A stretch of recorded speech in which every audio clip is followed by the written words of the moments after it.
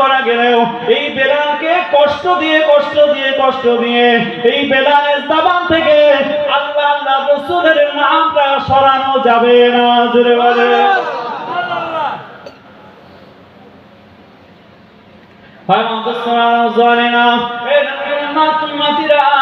আমার নবী পাক সাল্লাল্লাহু আলাইহি ওয়াসাল্লাম জানিয়ে দিলেন, ও দুনিয়ার মানুষ তোমরা জানো, দুনিয়া তুমি যে মানুষটাকে যে জায়গা থেকে সৃষ্টি করা হয়, যে জায়গার মাটি থেকে যে মানুষটাকে সৃষ্টি করা হয়, মিনহা খালাকনাকুম ওয়া ফিহা নুঈদুকুম ওয়া মিনহা নুখরিজুকুম তারাতান উখরা।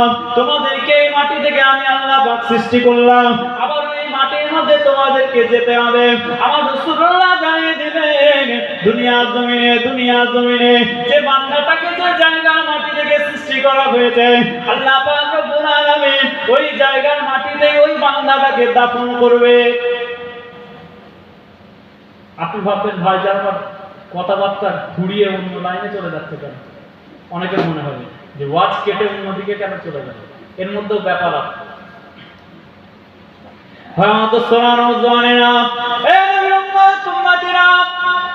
আমার রাসূলুল্লাহ জানিয়ে দিলেন, দুনিয়ার জমিনে মুসলমানেরা যে জায়গা থেকে যাকে সৃষ্টি করা হয়েছে তার কবরও হবে সেই জায়গায়। আমি রাসূলুল্লাহ জানিয়ে দিলাম, আমার আবু বকর সিদ্দিককে কিয়ামতের ময়দানে আমি রাসূলুল্লাহ আমার পাশ থেকে তুলে নেওয়া হবে। যে বান্দার কবর হবে যে জায়গায়, কাল কিয়ামতের ময়দানে সে জায়গা থেকে বান্দাকে তুলে দাঁড় করানো হবে। আমার রাসূলুল্লাহ জানিয়ে দিলেন, আমার উমর ফারুককে, আমার আবু বকর সিদ্দিককে আমি রাসূলুল্লাহ আমার পাশ থেকে তুলে দাঁড় করানো হবে। আপনারা জানেন হযরত আবু বকর হুজুরের মাজারটা কোথায়? নবীর পাশে, আমার রাসূলুল্লাহ পাশে আবু বকর হুজুরের মাজার। ঠিক বলছেন? হযরত উমর ফারুক হুজুরের মাজার শরীফটা কোথায়? আমার রাসূলুল্লাহ পাশে হযরত উমর ফারুক হুজুরের মাজার। ঠিক বলছেন? আমার বলছি বলো। হযরত আবু বকর হুজুর যখন ইন্তেকাল করলেন, তখন আবু বকর হুজুর একটা মারাত্মক কথা বলেছিলেন আল্লাহ নবীর সাহাবাদেরকে, ও আল্লাহ নবীর সাহাবারা, ও আমার পরিবার বর্গের মানুষেরা, আমি আবু বকর বলছি, আমার খুব শখ, আমার খুব নিয়ত, আমার খুব আশা আমার রাসূলুল্লাহর পাশেতে আমি শোব। আপনাদের কোনো কষ্ট হচ্ছে না তো? না, বিরক্ত হচ্ছে না? 12:09 হয়ে গেছে। যদি মনে হয় যে মোনাজাত করতে হবে একটু আমাকে বলবেন, সঙ্গে সঙ্গে মোনাজাত হয়ে যাবে। ঠিক আছে? আপনার কেউ ঘুম পাচ্ছে না তো? এখন তাকবীর দেন, নারে তাকবীর। একটু টেম্পারটা লো রাখছে, কারণ যে পরিমাণ মানুষ বসে আছে, এরা তাকবীর দিলে মোটামুটি নিউটনে পৌঁছে যাওয়ার কথা। ঠিক বলছি না ভুল বলছি? একবার মহাব্বতে তাকবীর দেন, নারে তাকবীর। এমন আওয়াজ দেন যেন আশপাশের যা মহল্লা, আপনাদের মহল্লার যে সমস্ত মানুষ সন্ধ্যেবেলা বৃষ্টি হয়েছিল বলে ঘরে যে শুয়ে পড়েছে, সন্ধ্যেবেলা পানি হয়েছিল বলে যারা ঘরে যে শুয়ে পড়েছে, তারাও যেন উঠে আসতে বাধ্য হয় এবং এই জান্নাতের বাগান যেন তাদেরকে চুম্বকের মতো টানে। এইরকম একটা তাকবীর দেন, নারে তাকবীর। চিৎকার আওয়াজ দিয়ে তাকবীর দেন, নারে তাকবীর।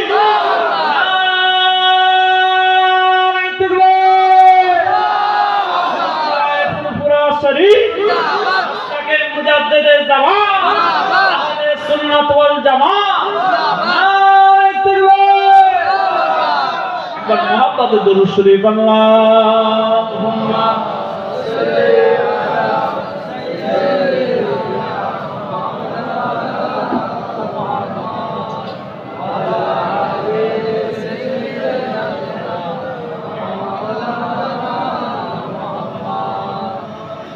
বিরহে দিল পুড়ে ছারখার যে আমার ইয়া রাসূলুল্লাহ, বিরহে দিল পুড়ে ছারখার যে আমার ইয়া রাসূলুল্লাহ, আমার কেউ নেই তুমি ছাড়া সাহারা ইয়া রাসূলুল্লাহ, আমার কেউ নেই তুমি ছাড়া সাহারা ইয়া রাসূলুল্লাহ, বিরহে দিল পুড়ে ছারখার যে আমার ইয়া রাসূলুল্লাহ, বিরহে দিল পুড়ে ছারখার যে আমার ইয়া রাসূলুল্লাহ, আমার কেউ নেই তুমি ছাড়া সাহারা ইয়া রাসূলুল্লাহ, আমার কেউ নেই তুমি ছাড়া সাহারা ইয়া রাসূলুল্লাহ।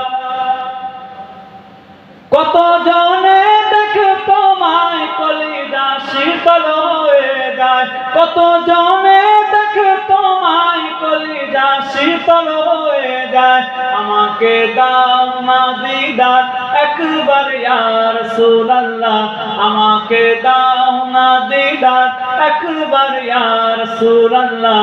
আমার কেউ নেই তুমি ছাড়া সাহারা ইয়া রাসূলুল্লাহ, আমার কেউ নেই তুমি ছাড়া সাহারা ইয়া রাসূলুল্লাহ। শুধু একবার দেখতে চাই জীবনে আজ চাওয়া নাই, শুধু একবার দেখতে চাই জীবনে আজ চাওয়া নাই। তুমি এই অসহায়েরই সহায় ইয়া রাসূলুল্লাহ, বলুন না সুবহানাল্লাহ, আর একটু জোরে হবে না সুবহানাল্লাহ। তুমি এই অসহায়েরই সহায় ইয়া রাসূলুল্লাহ, আমার কেউ নেই তুমি ছাড়া সাহারা ইয়া রাসূলুল্লাহ, আমার কেউ নেই তুমি ছাড়া সাহারা ইয়া রাসূলুল্লাহ। বিরহে দিল বেকার জান গোলামের জং ধরায় প্রাণ, বিরহে দিল বেকার জান গোলামের জং ধরায় প্রাণ। ওয়ারাফা'না লাকা যিকরাক, ওয়ারাফা'না লাকা যিকরাক তবশান ইয়া রাসূলুল্লাহ, ওয়ারাফা'না লাকা যিকরাক তবশান ইয়া রাসূলুল্লাহ। আমার কেউ নেই তুমি ছাড়া সাহারা ইয়া রাসূলুল্লাহ, আমার কেউ নেই তুমি ছাড়া সাহারা ইয়া রাসূলুল্লাহ। বিরহে দিল পুড়ে ছারখার যে আমার ইয়া রাসূলুল্লাহ, বিরহে দিল পুড়ে ছারখার যে আমার ইয়া রাসূলুল্লাহ। আমার কেউ নেই তুমি ছাড়া সাহারা ইয়া রাসূলুল্লাহ, আমার কেউ নেই তুমি ছাড়া সাহারা ইয়া রাসূলুল্লাহ।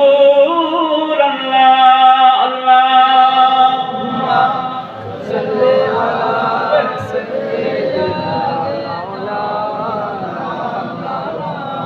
ওয়া আলা আলি সাইয়্যিদিনা।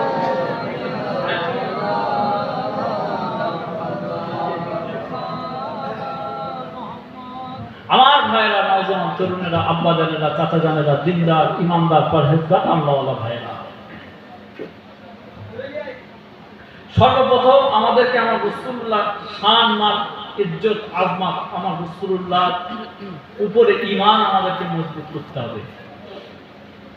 আমি শুরু থেকে আমার নবীর শানের উপর কথা বলেছি, আর যতদিন থেকে জলসা করছি ততদিন থেকে নবীর শানের বাইরে আমি আজ পর্যন্ত কোনো কথা বলিনি। আমার যতদূর মনে করছে আমি দুনিয়াবি কথা, রাজনৈতিক কথা, পার্টি পলিটিক্সের কথা আমার জলসার লাইফে আমি জীবনে কোনোদিন বলিনি। এটা আমার যতদূর আমার মনে করছে, আমি সবসময় আমার রাসূলুল্লাহ সম্মান ইজ্জত আজমতের উপর কথা বলে থাকি। কারো যদি নবীর সম্মান না পছন্দ হয় সে আমাকে দাওয়াত করে না। কেউ যদি বলে ভাইজান এসে তো পার্টির কথা বলতে হবে, তাহলে আমি বলি যে না, তাহলে আমাকে আর দাওয়াত করা হলো না। আমি আমার রাসূলের ইজ্জত আজমত খুব পছন্দ করি, এটাই আমার ঈমান। আপনাদেরও যাতে ঈমান উদ্বুদ্ধ হয়, মজবুত হয়, সেই জন্য দু চারটে কথা বললাম। আর কিছুক্ষণ আপনাদের খেদমতে আছি, আশা করব যতক্ষণ থাকবেন আপনারা মন আবেগ আপ্লুত হয়ে আজকের এই ইসালে সাহেবের মাহফিলটা সুন্দরভাবে শেষ হবে। বলেন ইনশাআল্লাহ, জোরে বলেন ইনশাআল্লাহ। আল্লাহ পাকের উত্তম পরিকল্পনাকারী, আল্লাহ পাক কিভাবে কাকে দিয়ে কি কাজ করিয়ে নেবেন সেটা কেউ জানে না। আজকে আমি জানতাম না এই জলসা আমার কাজ করে, সত্যি কথা। আজকে আমি জানতাম না এই জলসা আমার কাজ করে। সীতাপুর দরবার শরীফ আমার নানাজানের বাড়ির ইসাল সাহেব আবুল ফারাজ সিদ্দিকী রহমাতুল্লাহ আলাইহির বাড়ির ইসাল সাহেব দাদা হুজুর কেবলা প্রতিষ্ঠিত। দাদা হুজুর কেবলা 15 পোস্টের দাদা শাহসুবি মনসুর বাগদাদি গাজী রহমাতুল্লাহ আলাইহির স্মরণে মুজাদ্দিদে জামান প্রতিষ্ঠা করেছিলেন ইসালে সাহেব। ওটা হচ্ছে আমার দাদা হুজুর কেবলার দ্বিতীয় বাড়ি।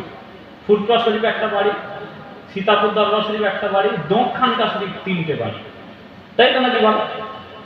দোকের ইসাল সাহেব, সীতাপুর ইসাল সাহেব 12-13 চরিত্র, দোকের খানকা শরীফের ইসাল সাহেব 14 আর 15 চরিত্র। দাদা হুজুর এইভাবে সাজিয়েছে।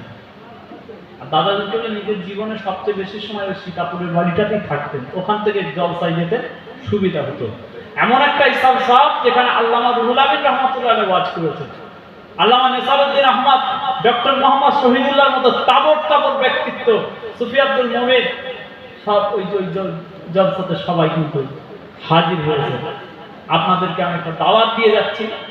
আগামীকাল শুক্রবার হচ্ছে আমাদের সীতাপুরে দাদা হুজুর কেবলা রিসালের সবের প্রথম দিন, আর আগামী পরশু দিন যেটা 13 চৈত্রতে শেষ দিন। আপনারা সবাই দাদা পীর কেবলা রিসালের সবে ফুটপ্রায় তো সবাই যান, একটু সীতাপুরটা একটু যাবেন, বলেন ইনশাআল্লাহ, জোরে বলেন ইনশাআল্লাহ। আগে দেখতাম আপনাদের বোদাই থেকে বহু মানুষ যেতেন, এখন আর আপনাদের যাওয়া কমে গেছে। আমার নানাজান হুজুরের মাজার শরীফ কিন্তু ফুলপুরায় হয়নি, সীতাপুরে হয়েছে। তখন কালিমুল্লাহ নানাজান, সাইফুদ্দিন নানাজান সব বলছিলেন যে আমার আবু ফারা ভাইয়ের লাশ মুবারকটা ফুলপুরায় নিয়ে চলে যাওয়া হোক, ওখানে যাতে জানাজার নামাজটা হয়, ওখানে যাতে মাটিটা দেওয়া হয়, তাহলে হাজার হাজার লাখ লাখ মানুষ ওখানে গিয়ে জিয়ারতটা করতে পারবে। কিন্তু আমার নানাজান ইন্তেকালের আগে বলে গিয়েছিলেন এটা হচ্ছে মুজাদ্দেদ জামানের দ্বিতীয় বাড়ি, এখানে কোনো মানুষের মাজার নেই, কোনো আল্লাহর ওলির মাজার এখানে নেই, আর মানুষ যেখানে মাজার থেকে সেখানে বেশি দৌড়ে যায়। ওই জন্য আমি আবুল ফারা, আমি এই জায়গাটা কিনে রেখে গেলাম, আমি যখন ইন্তেকাল করব আমার দাফনটা এই জায়গাতে করবে, তাতে করে গোটা বাংলা আসামের মানুষ আমি আবুল ফারা আমার টানে দৌড়ে দৌড়ে সীতাপুরে দাদা হুজুরের বাড়িতে আসবে, জোরে বলে ঠিক ওখানেই মাজার শরীফ হবে, ওখানেই মাজার শরীফ হবে। আপনারা যাবেন, জিয়ারত করবেন। আমাদের ইসারে সব 13 চৈত্র বেশি রাত করা হয় না, সারা রাত ব্যাপী ইসারে সব নয়, 12টা থেকে 12:30টার মধ্যে ইনশাল্লাহ শেষ করা হবে। সবাই যাবেন তো ইনশাল্লাহ? যাদের সময় সুযোগ হবে ইনশাল্লাহ যাবে। এবছর যদি না পারেন আগামী বছরের জন্য একটা প্ল্যান প্রোগ্রাম করে না, সীতাপুরে দাদা হুজুর কেবলার বাড়ি রিসার্চ হবে, আপনারা যাবেন, বলেন ইনশাল্লাহ। এই দাওয়াতটা আপনাদেরকে নগণ্য হয়ে দিয়ে গেলাম, কারণ নানাজান বলে গেছে যে তোমরা একটু বাবা আমার এই সীতাপুরটা বেশি বেশি একটু প্রচার রাখবে, মানুষকে বলবে, ওই জন্য একটু আবেগে আপনাদের কাছে বললাম। যাই হোক, আমি যে কথা আলোচনা করছিলাম সেদিকে যাই। ভাই মুসলমানেরা, হে নবীর উম্মতিরা, আমার নবী পাক সাল্লাল্লাহু আলাইহি ওয়াসাল্লাম জানিয়ে দিলেন, আমি রাসূলুল্লাহ সাল্লাল্লাহু আলাইহি ওয়াসাল্লাম আমার মাজার শরীফ যে জায়গাতে হবে, আমার আবু বকর সিদ্দিক, আমার উমর ফারুকের মাজার সেই জায়গাতে হবে। হযরত আবু বকর সিদ্দিক হুজুর যখন ইন্তেকাল করলেন, ইন্তেকালের পূর্বে আমার আবু বকর সিদ্দিক হুজুর আল্লাহ নবীর সাহাবাদেরকে উদ্দেশ্য করে বললেন, ও আল্লাহ নবীর সাহাবীরা, আমি আবু বকর যখন ইন্তেকাল করে যাব, যখন দুনিয়ার জমিন থেকে বিদায় নিয়ে নেব, আমি আবু বকর আমার লাশ মুবারকটা, আমার শরীর মুবারকটা নিয়ে গিয়ে মদিনা শরীফের গোরস্থান জান্নাতুল বাকির মধ্যে তোমরা দাফন করে দেবে না। সর্বপ্রথমে আমি আবু বকর সিদ্দিক আমার শরীর মুবারকটা নিয়ে গিয়ে জানাজার নামাজটা আদায় করবে, জানাজার নামাজটা আদায় করে নিয়ে আমি রাসূল, আমি আবু বকর সিদ্দিক আমার লাশটাকে নিয়ে গিয়ে আমার রাসূলুল্লাহ সাল্লাল্লাহু আলাইহি ওয়াসাল্লামের রওজা শরীফের দরওয়াজার সামনে রেখে দেবে। ও বাবা আলী, ও দুনিয়ার আল্লাহ নবীর সাহাবীরা, তোমাদেরকে আমি আবু বকর সিদ্দিক ওসিয়ত করে গেলাম, আমার লাশ মুবারকটাকে নিয়ে গিয়ে আমার রাসূলুল্লাহ রওজা শরীফের সামনে রেখে দেবে। অতঃপর তোমরা আওয়াজ দিয়ে আমার রাসূলুল্লাহকে বলবে, ইয়া রাসূলুল্লাহ, ইয়া হাবিবাল্লাহ, আপনার আবু বকর সিদ্দিকের লাশ মুবারকটা রাখা হয়েছে, আপনি যদি অনুমতি দেন, আপনি যদি পারমিশন দেন, তাহলে মাজার শরীফের ভিতরে, আপনার রওজা শরীফের ভিতরে দাফন করা হবে। আর যদি আপনি অনুমতি না দেন, তাহলে আপনার রওজা শরীফের ভিতরে দাফন করা হবে না, জান্নাতুল বাকিতে নিয়ে গিয়ে আপনার আবু বকরকে দাফন করা হবে।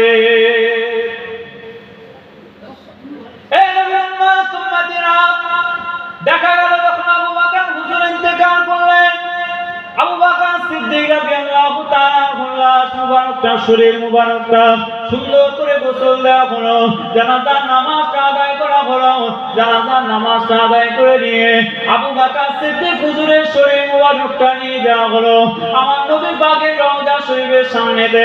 আল্লাহ নবী সাহাবী সাহাবীরা চিৎকার আওয়াজ দিয়ে আমার রাসূলুল্লাহকে জানিয়েছিল, ইয়া রাসূলুল্লাহ, ইয়া হাবিবাল্লাহ, আপনার বন্ধু, আপনার ছায়া সঙ্গী আবু বকর সিদ্দিকের লাশ মুবারকটা রাখা রয়েছে, যদি আপনি অনুমতি দেন মাজার শরীফের ভিতরে দাফন করা হবে, আর যদি অনুমতি না দেন তাহলে বাইরে জান্নাতুল বাকির মধ্যে দাফন করা হবে। সেই সময় আমার নবী সাল্লাল্লাহু আলাইহি ওয়াসাল্লামের রওজা শরীফের ভিতর থেকে আওয়াজ এসেছিল, সমস্ত সাহাবারা শুনতে পেয়েছিলেন। আমার রাসূলুল্লাহ রওজা শরীফের ভিতর থেকে আওয়াজ দিয়েছিলেন, আদখিলুল হাবিবা ইলা হাবিবিহি ফাইনাল হাবিবা লিল হাবিবে মুশতাকুন। আমার রাসূলুল্লাহ নিজের জবান থেকে রওজা শরীফের ভিতর থেকে আওয়াজ দিয়েছিলেন, আমার বন্ধু আবু বকরকে আমি রাসূলুল্লাহ আমার কাছে প্রবেশ করিয়ে দাও, কারণ আমি রাসূলুল্লাহ আমার আবু বকরের জন্য অপেক্ষা করছি। ধরে বলে যারা বলে নবী মরে গেছে, শেষ হয়ে গেছে, অস্বীকার করতে পারবে না। আবু বকর হুজুরের মাজার হয়েছেই নবী পাকের নিজের আদেশে। জোরে বলে সুবহানাল্লাহ। মাজার শরীফের ভেতর থেকে আওয়াজ এসেছে, আমার আবু বকরকে আমার কাছে দিয়ে দাও।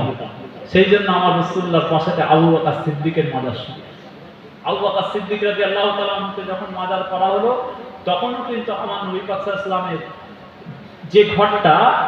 যে ঘরে আমার রাসূলুল্লাহর মাজার শরীফ, ওই ঘরের মধ্যেই আম্মা জান আয়েশা সিদ্দিকা রাদিয়াল্লাহু তাআলা আনহা ওই ঘরের মধ্যেই থাকতেন।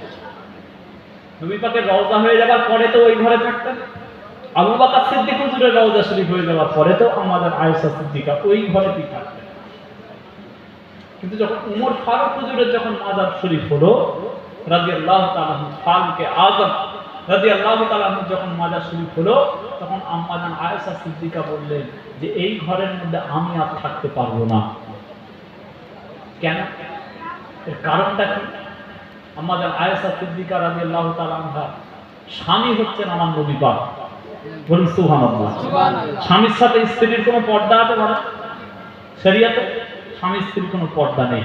ওই জন্য নবী পাক যে ঘরে মাজার শরীফ, ও ঘরে আম্মা জান আয়েশা সিদ্দিকা থাকতেন।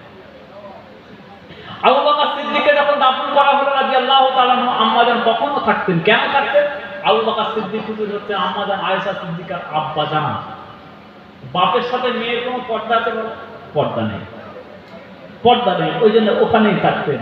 কিন্তু যখন ওমর ফারুক হুজুরের মাজার শরীফ হলো, তখন উনি ওখান থেকে বাইরে বেরিয়ে গেলেন। তার কারণ ওমর ফারুকের সাথে ওনার পর্দা আছে। ওমর ফারুক হুজুরের সাথে ওনার পর্দা আছে, ওই জন্য বেরিয়ে গেলেন। তার মানে এখান থেকে স্পষ্ট আম্মা জান আয়েশা সিদ্দিকা রাদিয়াল্লাহু তাআলা আনহা মনে প্রাণে বিশ্বাস করতেন আল্লাহর নবীজি শুয়ে আছেন, হায়াতে শুয়ে আছেন, আবু বকর সিদ্দিক শুয়ে আছেন, জিন্দা শুয়ে আছেন, ফারুকে আযমও শুয়ে আছে, জিন্দা শুয়ে আছে। জোরে বলেন সুবহানাল্লাহ। ওই জন্য তো পর্দা অপর্দার ব্যাপার। যদি মারা যেয়ে থাকে, যদি শেষই হয়ে যায়, তাহলে আর পর্দা থাকে না, তাহলে তার পর্দার প্রয়োজনীয়তা ছিল। যে বিষয়টা আপনাকে বলার জন্য এতক্ষণ এই ওয়াজটা করলাম,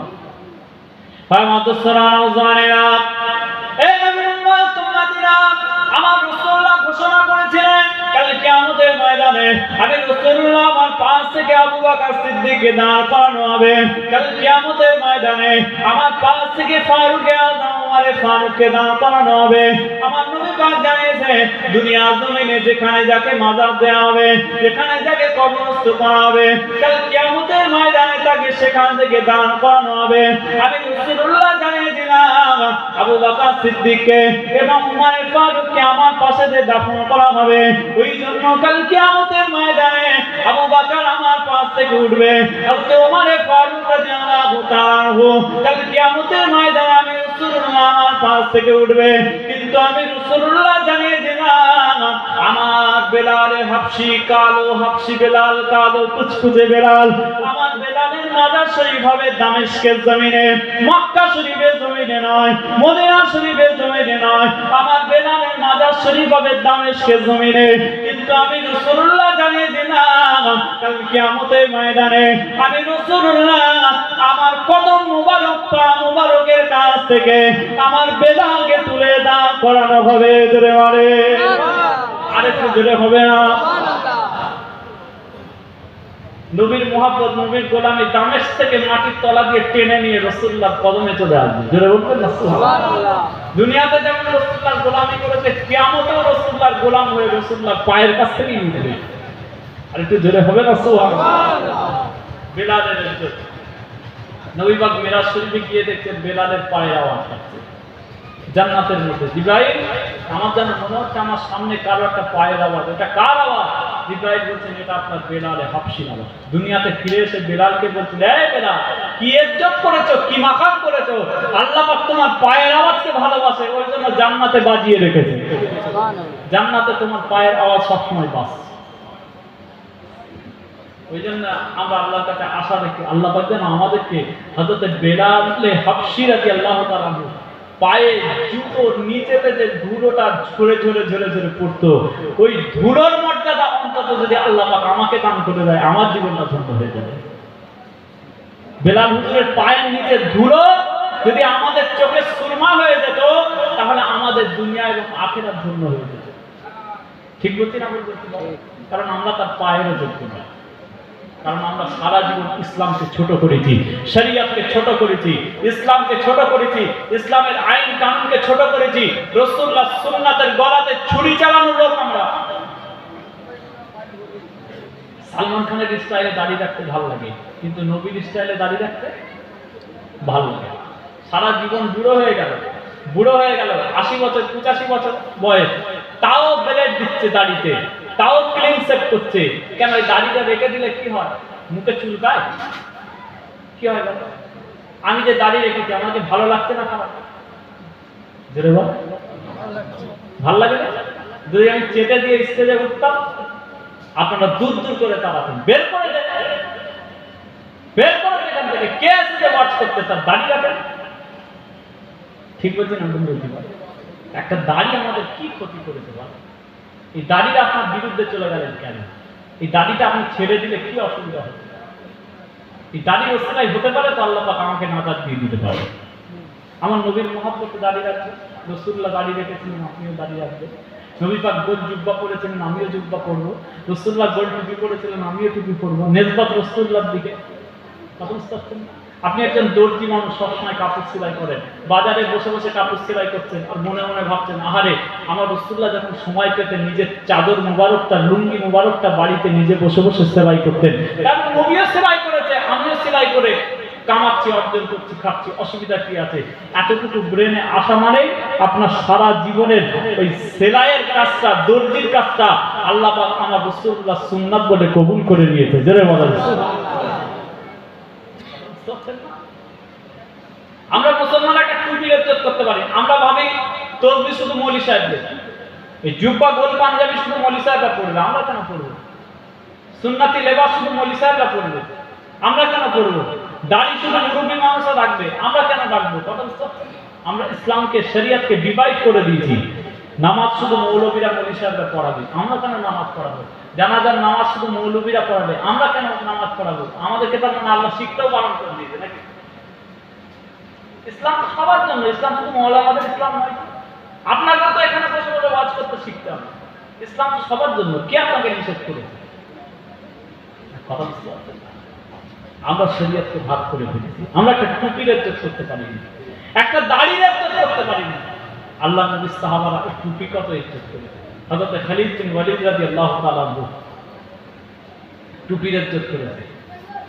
ভাই মাদ্রাসার জানেরা, এ আল্লাহ তুম্মাতিরা, হযরত খালিদ ইবনে ওয়ালিদ রাদিয়াল্লাহু তাআলা আনহু টুপি মুবারকটা যুদ্ধের ময়দানে হারিয়ে ফেললেন। যুদ্ধের ময়দানে যুদ্ধ করতে করতে করতে করতে ইসলামী সাম্রাজ্যের তিনি সেনাপতি, যুদ্ধের ময়দানে তিনি যুদ্ধ করতে করতে হঠাৎ করে নিজের মাথার টুপি মুবারকটা হারিয়ে ফেললেন। হযরত খালিদ ইবনে ওয়ালিদ এমন একজন জালিলুল কদর সাহাবী, আল্লাহ নবীর সাহাবীদের মধ্যে হযরত খালিদ ইবনে ওয়ালিদের এত মর্যাদা ছিল। সারা জীবনে খালিদ ইবনে ওয়ালিদের নেতৃত্বে যত যুদ্ধ হয়েছে, হযরত খালিদ ইবনে ওয়ালিদকে আমার আল্লাহ পাক প্রত্যেকটা যুদ্ধতে বিজয় দান করে দিয়েছে। জোরে বলেন। হযরত খালিদ ইবনে ওয়ালিদ রাদিয়াল্লাহু তাআলা আনহু যুদ্ধের ময়দানে যুদ্ধ করতে করতে হঠাৎ করে মাথার টুপি মোবারকটা হারিয়ে ফেললেন। টুপিটা হারিয়ে করে ফেলার সঙ্গে সঙ্গে হযরত খালিদ ইবনে ওয়ালিদ সাহাবাদেরকে বললেন, আল্লাহ নবী সাহাবাদেরকে, মুসলমানদেরকে বললেন, ও মুসলমানেরা, থামো থামো থামো থামো, আর যুদ্ধ করতে হবে না, স্টপ স্টপ। হযরত খালিদ ইবনে ওয়ালিদকে মুসলমানরা জিজ্ঞাসা করলো, ও খালিদ ইবনে ওয়ালিদ, কেন তুমি থামতে বলছো? হযরত খালিদ ইবনে ওয়ালিদ বললেন, এই জন্য থামতে বলছি, তার কারণ হচ্ছে আমি আমার মাথার টুপি মোবারকটা খুঁজে পাচ্ছি না। এই নবীরা তোমরা দিনা মুসলমানরা জিজ্ঞাসা করলো, ও আমাদের সেনাপতি খালিদ ইবনে ওয়ালিদ, আপনার বাড়িতে কি আর টুপি নাই? আপনার বাড়িতে কি আর টুপি নাই?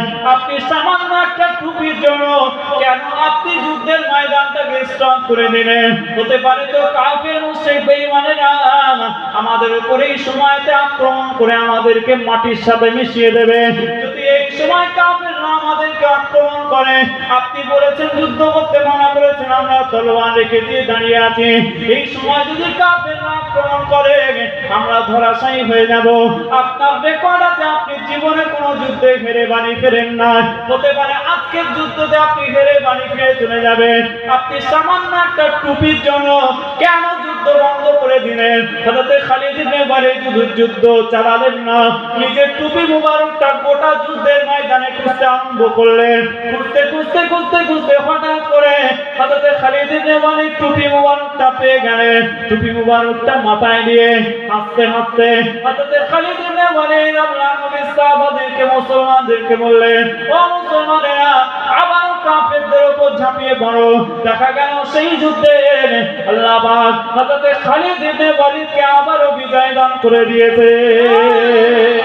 আর ধরে বলেন সুবহানাল্লাহ। এই নবীর উম্মত উম্মতিনা যুদ্ধ করে বিজয় পেয়েছে খালিদ ইবনে ওয়ালিদ মদিনা শরীফের জমিনে ফিরে এলেন। মদিনা শরীফের জমিনে খালিদ ইবনে ওয়ালিদ হুজুর যখন ফিরে এলেন, তখন মুসলমানরা জিজ্ঞাসা করলো, খালিদ ইবনে ওয়ালিদ, আপনি কেন এই টুপির জন্য যুদ্ধের ময়দানে পাগল হয়ে গিয়েছিলেন বলতে হবে। হযরত খালিদ ইবনে ওয়ালিদ চিৎকার আওয়াজ দিয়ে মুসলমানদেরকে জানিয়ে দিল, ও দুনিয়ার মুসলমান, আমি খালিদ ইবনে ওয়ালিদ বলছি, আমি খালিদ ইবনে ওয়ালিদ বলছি, আমার যে টুপি মুবারকটা যুদ্ধের ময়দানে হারিয়ে গিয়েছিল, ওই টুপির মধ্যে আমি খালিদ ইবনে ওয়ালিদ আমার নবী পাক সাল্লাল্লাহু আলাইহি ওয়াসাল্লামের একটা চুল মুবারককে সেলাই করে রেখে দিয়েছিলাম। আমি খোদার কসম করে বলছি, আল্লাহর নবীর চুল মুবারকের ওসিলায় ওই টুপি মুবারকটা আমি মাথার মধ্যে পরে জীবনে যত যুদ্ধ করেছি, আল্লাহর নবী পাক সাল্লাল্লাহু আলাইহি ওয়াসাল্লামের একটা চুল মুবারকের ওসিলায় আল্লাহ পাক আমাকে প্রত্যেক যুদ্ধেতে বিজয় দান করেছে। আরেকটু জোরে হবে না সুবহানাল্লাহ? আরেকটু মহব্বতে হবে না সুবহানাল্লাহ? নবী পাকের একটা চুল মুবারকের ইজ্জত। আপনি তো নবীর সুন্নাত নিয়ে বসে আছেন, এই যে দাঁড়িয়ে নবীর সুন্নাত সরিয়ে নিয়ে বসে আছেন। রাসূলুল্লাহর একটা চুল আখেরি মুনাজাত, ঠিক আছে, রাসূলুল্লাহ একটা চুল মুবারকের কত ইজ্জত। কথা বুঝতে পারছেন? ঈদের দিনে তো সকালবেলা দাদা হুজুরকেল্লার বাড়ি থেকে বেরিয়ে দাদা হুজুরকেল্লার মাজার শরীফে নামাজটা পড়ে মাজার শরীফে একটু জিয়ারত করে মেজো নারাজা হুজুরকেল্লার সাথে দেখা করতে গেছি। আল্লামা পীর কুতুবউদ্দিন সিদ্দিকী রাহমাতুল্লাহ হুজুরকেল্লাহ মাদ্দাজিল্লাহু আলাইহি নাওয়ারাল্লাহু, আল্লাহ পাক তাকে ইজ্জতওয়ালা নূরওয়ালা বানিয়ে দেন, বলেন আল্লাহুম্মা আমিন। আল্লাহ পাক তাকে হায়াত দারাজ করেন, বলেন আল্লাহুম্মা আমিন। আল্লামা পীর কুতুবউদ্দিন সিদ্দিকী হুজুরকেল্লাহ বর্তমানে হুজুরকেল্লাদের মধ্যে সবচেয়ে বেশি বয়স। দাদা হুজুরকেল্লাহকে 5 জন হাতে বায়াত করেছিলেন, 5 জনের মধ্যে তিনি একজন। আল্লামা পীর সাইফুদ্দিন সিদ্দিকী বড় নানাজা, আল্লামা পীর কুতুবউদ্দিন সিদ্দিকী মেজো নানাজা, আল্লামা পীর বাকিবুল্লাহ সিদ্দিকী হুজুরকেল্লাহ বড় সাহেব দাদা, আল্লামা পীর আবুল ফারাহ সিদ্দিকী আমার নানাজান সীতাপুরের হুজুর, আর আমার দাদিজান বাড়ির সবার বড় সাইফুদ্দিন নানাজান থেকে বড়।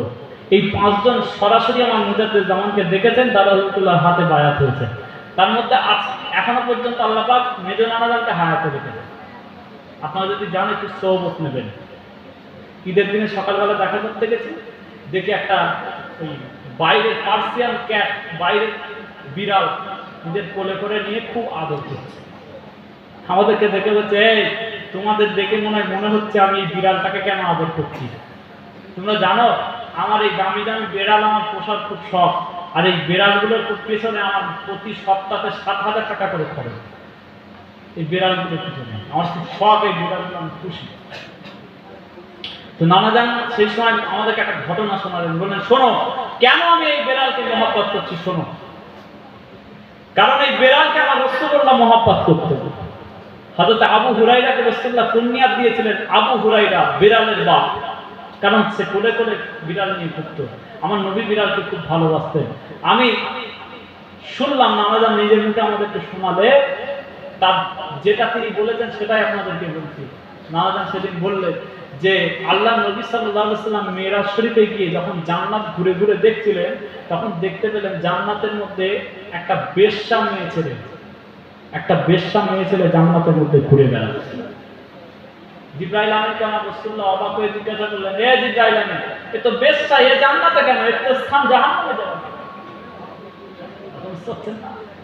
এ তো বেশ্যা মেয়ে ছেলে, এ জান্নাতে কেন? এর তো স্থান জাহান্নামে হওয়ার কথা ছিল। জিবরাইল আমিন ফেরেশতা বলছে, ইয়া রাসূলুল্লাহ ইয়া হাবিবাল্লাহ, আপনি যে বেড়ালকে ভালোবাসেন, ওই মেয়ে ছেলেটা ওই বেড়ালকে ভালোবাসে। আপনার যে বেড়ালের সাথে নিসবত, যে বেড়ালকে আপনি মহব্বত করেন, সেই বেড়ালকে ওই মহিলা মহব্বত করার কারণে আল্লাহ পাক তাকে জাহান্নাম থেকে হারাম করে জান্নাত দিয়ে দিয়েছে। সুবহানাল্লাহ। আপনি তো রাসূলুল্লাহ সুন্নাত নিয়ে বসে আছেন, আল্লাহ জান্নাত দেবে না? কি মনে করেছেন আপনারা? আপনারা তো রাসূলুল্লাহ সুন্নাতের আপনারা হচ্ছে ওয়ারিস, আমরা হচ্ছি ওয়ারিস। আল্লাহ পাক আমাদেরকে জান্নাত দেবে না? দুনিয়াটা আমরা রাসূলুল্লাহর মতো করেন, দুনিয়ার জিন্দেগিটা রাসূলুল্লাহর মতো করেন। নামাজটা নবীর মতো হোক, রোজাটা নবীর মতো হোক, হজটা নবীর মতো হোক, যাকাতটা নবীর মতো হোক, দুনিয়ার চলাফেরাটা নবীর মতো হোক, ব্যবসা বাণিজ্য রাসূলুল্লাহর মতো হোক। আল্লাহ যদি তৌফিক দেন অন্য কোনো দিন আলোচনা করব, প্রত্যেকটা বিষয় একটা একটা করে আপনাদেরকে বলার মতো বলতে পারি, অসুবিধা নেই। কিন্তু আজকে আর বেশি সময় নয়, আসুন আমরা আখেরি মোনাজাতের দিকে এগিয়ে যাব। আসেন আমরা সকলে একটু দাঁড়িয়ে আমার নবী পাকের সামনে সালাত ও সালাম করি। ইয়া নবী সালাম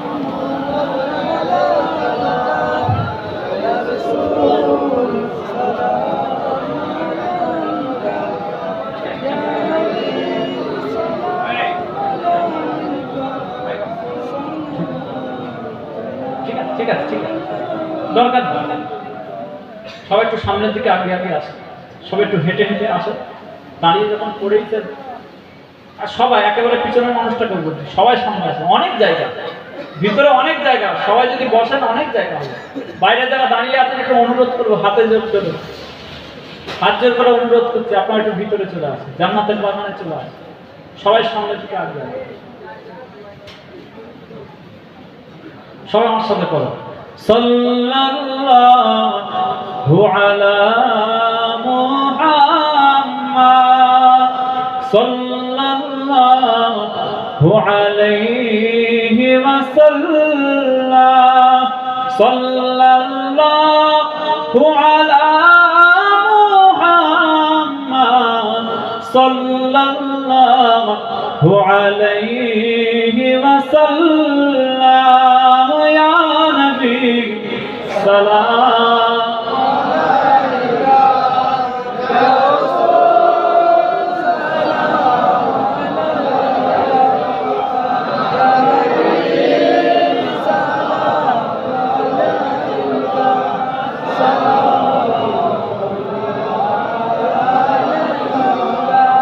طلع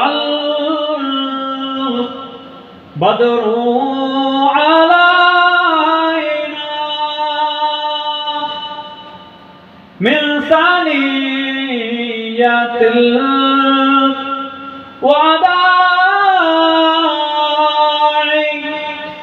وجب الشكر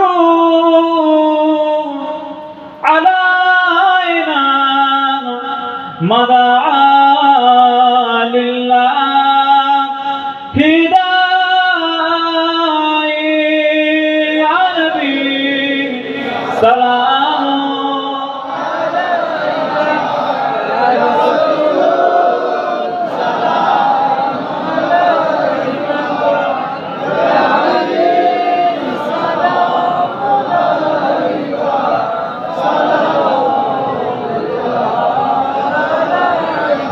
तुमको हो रफ़अत मुबारक,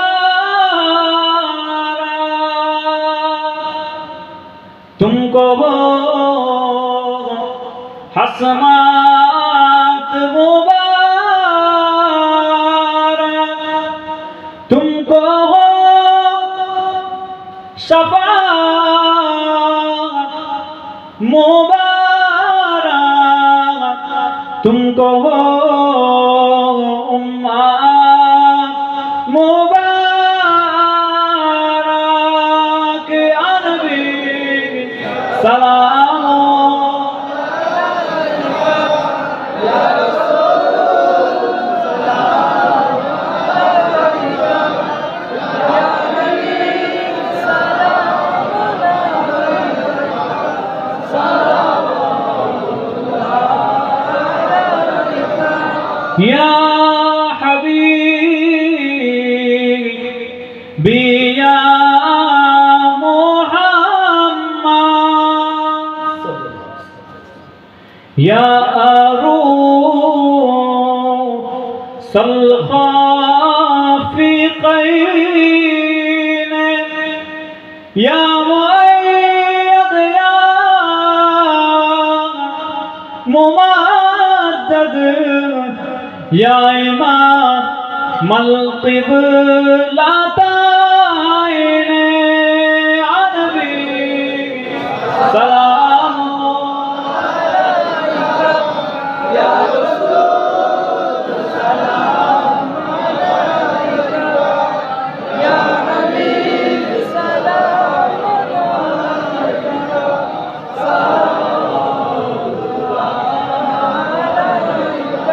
তুমি যে নূরে রনবী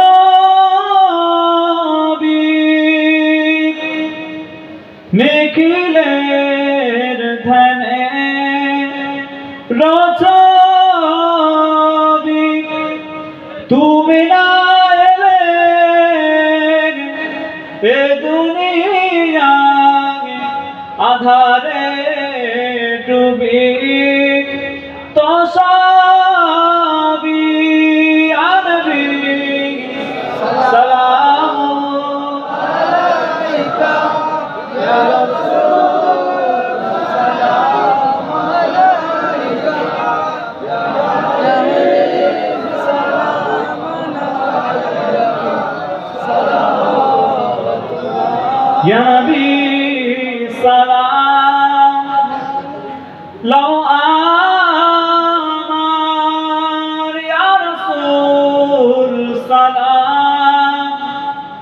لو صابت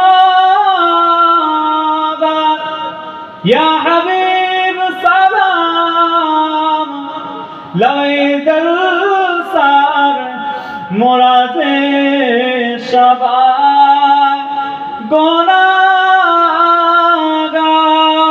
يا نبي سلام يا رسول سلام या हबीब सलावतुल्लाह या रसूल। কি হলো ছেলেটা সমস্যা কি? ঠিক আছে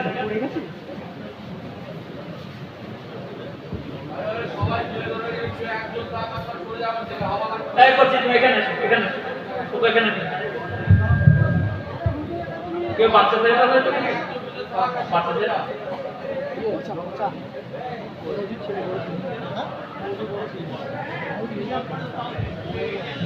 بلغ العلا بكماله وشق الهدى بجماله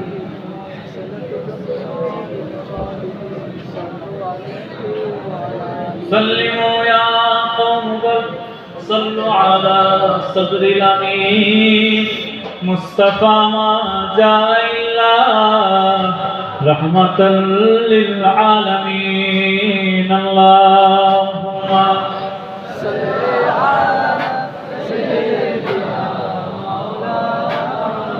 وعلى آل سيدنا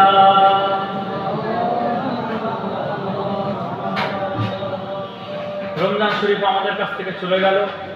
রমজান শরীফে আপনারা ইসলামের দিকে, দিনের দিকে অনেকটা ঝুঁকে পড়েছিলেন, সবাই তাই হয়। কিন্তু এই রমজান শরীফটা চলে যাওয়ার পরে আমাদের কন্টিনিউয়াস সেই নামাজটাকে, সেই ইবাদতের প্রতি সেই আকর্ষণটা ধরে রাখাটাই হচ্ছে আমাদের কাজ।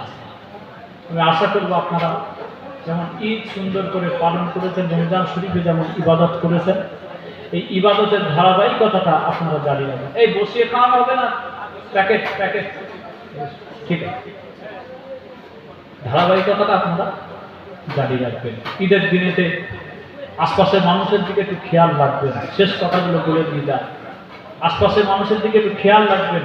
কোনো মানুষের বাড়িতে যদি খাওয়ার না থাকে তার জন্য চেষ্টা করবেন। কোনো মানুষের বাড়ি ছোট বাচ্চাটা যদি ঈদের দিনে নতুন পোশাক না পরতে পারে সে ব্যবস্থাটা আপনারা করবেন। কারণ আমার নবী পাক সাল্লাল্লাহু আলাইহি ওয়াসাল্লাম, নবী পাক সাল্লাম সকালবেলা ঈদের নামাজে বেরিয়েছেন। বেরোনোর সাথে সাথে রাসূলুল্লাহ দেখতে পেলেন একজন বাচ্চা ছেলে রাস্তার পাশে দাঁড়িয়ে দাঁড়িয়ে কাঁদছে। আবু বকর হুজুর তার আগে চলে গেছে, ওমর ফারুক হুজুর চলে গেছে। আবু বকর হুজুর বাচ্চাটাকে বলছে, এই বাচ্চা, ঈদের দিন সকালবেলা কেন কাঁদছিস? বাচ্চা বলছে, তোমার নাম কি? বলছে আবু বকর। আমার সাথে তোমার কোনো দরকার নেই, তুমি চলে যাও।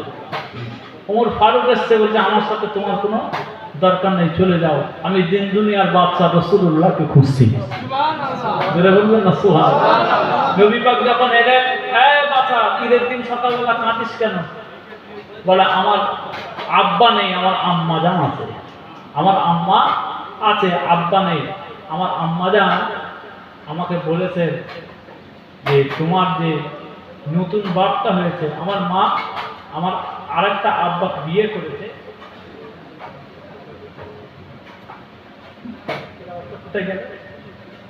আচ্ছা, মহিলারা এটা করে না, পুরুষ মানুষরা কিছু করে না। 13 খতম 18 পারা কোরআন শরীফ তেলাওয়াত, কলেমা শরীফ 2,13,000 বার, দরুদ শরীফ 25,500 বার, সূরা ইয়াসিন শরীফ 41 বার। জোরে বলেন মারহাবা। আপনাদের কিছু নেই? একটা লিস্ট দেন, যেটা করেছেন নিয়ত করবেন। রমজান শরীফে যদি কিছু করে থাকে আপনার নিয়ত করবেন। আর আগামী বছর থেকে ইনশাআল্লাহ সবে যিনি আখের মোনাজাত করবেন তার হাতে যেন পুরুষ মানুষদের পক্ষ থেকে কিছু যায়। ঠিক বলছেন? মহিলাদের থেকে বেশি হতে হবে তো? বলেন ইনশাআল্লাহ। সারা বছর কিছু কিছু করে পড়ে রাখবেন, অসুবিধা কি আছে? যদিও নিয়ত করলেই হয়ে যাবে। যাই হোক, বাচ্চা ছেলেরা নবীকে বললে, ইয়া রাসূলুল্লাহ, আমার আব্বা যখন ইন্তেকাল করে গেছে, আমার মা আরেকটা বিয়ে করেছে, সেই বাপটা আমাকে মোটে দেখতে পারে না। সেই বাপটা আমাকে মোটে দেখতে পারে না। আমার মা যখন আমাকে চুমা দেয় ওই বাপটার কষ্ট হয়, আমার মা যখন আমাকে খাবার দেয় ওই নতুন বাপটার কষ্ট হয়। ওই জন্য গতকাল রাত্রিতে আমার মা বলে পাঠিয়েছে যে যা, তুই যেহেতু এতিম বাচ্চা, তোর দুঃখটা একমাত্র এতিম নবী বুঝতে পারবে। এতিম নবী তোর দুঃখটা বুঝতে পারবে। ওই জন্য আপনার জন্য অপেক্ষা করছি। নবী পাক চোখ মুছিয়ে দিয়ে হাত ধরে নিয়ে বাড়িতে নিয়ে গিয়ে আম্মা আয়েশা সিদ্দিকাকে ডেকে বললেন, আয়েশা, আজকে ঈদের দিনে তো সকালবেলা তোমার জন্য একটা উপহার এনেছি, গোসল করিয়ে দাও, নতুন কাপড় পরিয়ে দাও, আমি এখানে ঈদের নামাজে যাবো। জোরে বলেন সুবহানাল্লাহ। নবী পাক সাল্লাল্লাহু আলাইহি ওয়াসাল্লাম ওই বাচ্চা ছেলেটাকে বললে, কি রে বাচ্চা, আজকে ঈদের দিন, আমি রাসূলুল্লাহ ঘোষণা করছি, আজ থেকে আম্মা জান আয়েশা সিদ্দিকা তোর মা হয়ে গেল, আমি রাসূলুল্লাহ তোর আব্বা জান হয়ে গেলাম। জোরে বলেন সুবহানাল্লাহ। আর কি তোর অন্তরে কোনো দুঃখ আছে? বাচ্চা বলে, না ইয়া রাসূলুল্লাহ, এর থেকে বেশি খুশির কথা আর কিছু হতে পারে না। হযরত ওমর ফারুক হুজুরের কথা বলি, ঈদের দিন ওমর ফারুক হুজুর সকালবেলা কাঁদছে হাউ হাউ করে ঘরে বসে। হাজার হাজার মানুষ, লক্ষ লক্ষ মানুষ ঈদের নামাজ পড়ে ওমর ফারুকের পিছনে সব দাঁড়িয়ে আছে, ওমর ফারুক ঘরে বসে বসে কাঁদছে। একজন মানুষ এসে ওমর ফারুকের দরজায় এসে খিল দিল, ওমর ফারুক বাড়ি থেকে বাইরে বেরো, কাঁদছো কেন? ওমর ফারুক হুজুর বললেন, একটা মাস রমজান শরীফ চলে গেছে, আমি জানি না আমার এই এক মাসের রোজাটা আল্লাহ পাক কবুল করেছেন নাকি ফিরিয়ে দিয়েছেন, এই জন্য আমি ঈদের দিনে সকালবেলাতেও বসে বসে কাঁদছি। আমি জানি না আমার একটা মাসের রমজান শরীফের পরে আমি আল্লাহর দরবারে তওবা করেছিলাম, আমার এই এক মাস রোজার পরে কি আল্লাহ পাক আমাকে ক্ষমা করেছেন না করেননি, এটা আমি জানি না, ওই জন্য আজকে ভয়েতে বসে বসে কাঁদছি। বলুন না সুবহানাল্লাহ। আমার রাসূলুল্লাহ বলেছে যে রমজান শরীফ পেল অথচ নিজের গুনাহকে মাফ করে দিতে পারলো না, তার মতো হতচ্ছাড়া হকভাগা দুনিয়াতে কপাল ফাটা দুটো নেই। আর আমরা যার 30 বছর বয়স 30টা রমজান শরীফ পেয়েছে, 30টা লাইলাতুল কদর, যার 40 বছর বয়স 40টা রমজান শরীফ লাইলাতুল কদর পেয়েছে, কিন্তু তাও আমাদের গুনাহ মাফ হয়েছে কি হয়নি আমরা জানি না। আল্লাহর কাছে খারাপ টাইম নেই। আইনুন বাকাতে মিন খাশিয়াতিল্লাহ, যে চোখটা আল্লাহ পাকের ভয়ে কাঁদে ওই চোখের পানিটা আল্লাহ পাক জমা রেখে দেন কিয়ামতের ময়দানে, ওই চোখের পানিটা জাহান্নামের আগুনকে ঠান্ডা করে দেয়। জোরে বলেন সুবহানাল্লাহ। আল্লাহ পাক যেন আমাদেরকে বেশি বেশি তওবা ইস্তিগফার করার জন্য আল্লাহ পাক তৌফিক দান করেন। বলেন আল্লাহুম্মা আমিন। দীর্ঘায়িত নয়, সকলে বিসমিল্লাহ সূরা ফাতিহা শরীফ পড়েন, 5 বার সূরা ইখলাস শরীফ পড়েন, 11 বার দুরূদ শরীফ পড়েন, আখেরি মোনাজাত হয়েছে।